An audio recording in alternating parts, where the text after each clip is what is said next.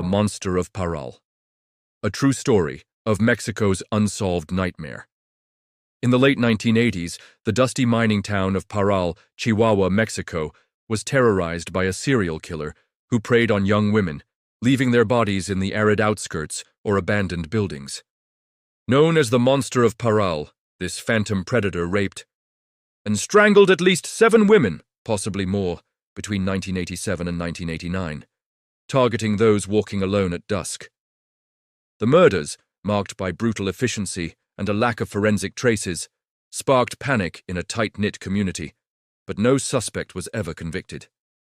Decades later, the case remains unsolved, a grim shadow over Parral's sun-scorched streets. Who was the Monster of Parral, and why did justice elude this desert town?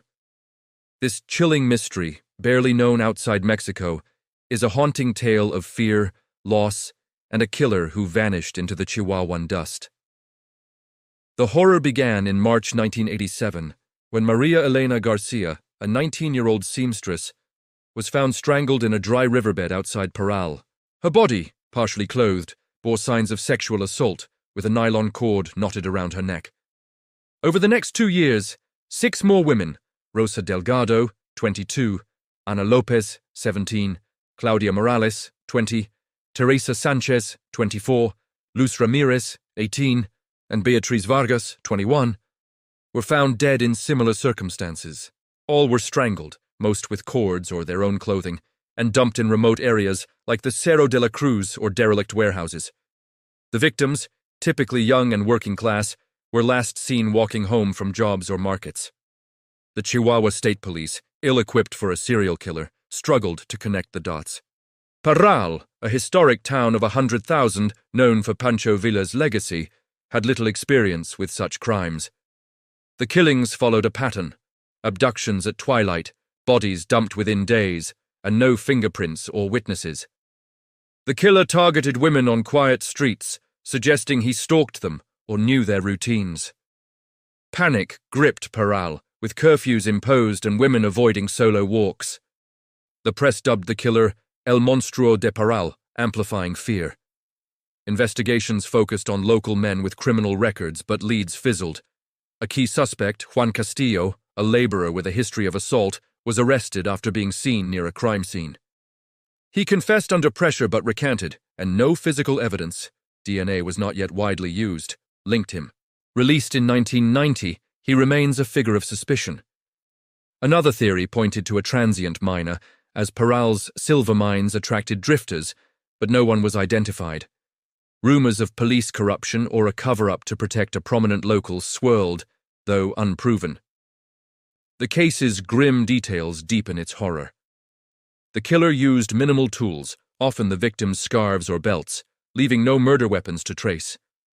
Bodies were posed face down, a possible signature, and showed signs of prolonged assault, suggesting a sadistic drive.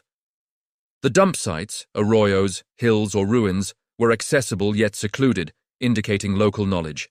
A surviving victim, who escaped an attack in 1988, described a man in his 30s, stocky, with a calm voice, but her vague sketch led nowhere. Systemic failures plagued the case. Parral's police lacked forensic training, and evidence like cords or clothing was often lost or contaminated. The victims' families, mostly poor, faced dismissive authorities who suggested the women provoked their fates by walking alone. Mexico's machismo culture and strained resources meant little media attention beyond Chihuahua, and no national task force was formed. The murders stopped abruptly in late 1989, with no explanation. Did the killer die, flee, or go dormant? Theories range from a lone predator to a small group, possibly tied to Parral's underworld of smuggling or mining. Some link the killings to similar cases in Ciudad Juarez, 500 miles away, but no evidence connects them. The lack of victim reports, many families feared stigma, suggests a higher toll. Modern forensics, applied in a 2015 reinvestigation, failed due to degraded evidence and missing files. A $10,000 reward, offered in 2000, drew no credible tips. The Monster of Parral reshaped the town.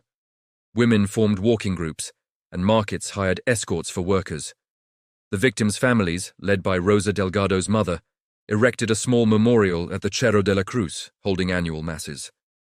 The case, obscure globally, is a local legend, whispered in Parral's cantinas and churches. The town's mines and colonial streets, bathed in desert light, hide a darkness that lingers. Today, the monster of Parral remains unsolved, with at least 7 victims and no justice served. Parral's dusty trails and quiet evenings carry the weight of lost lives. Was the killer a local hiding in plain sight, a drifter lost to time, or a secret buried by silence?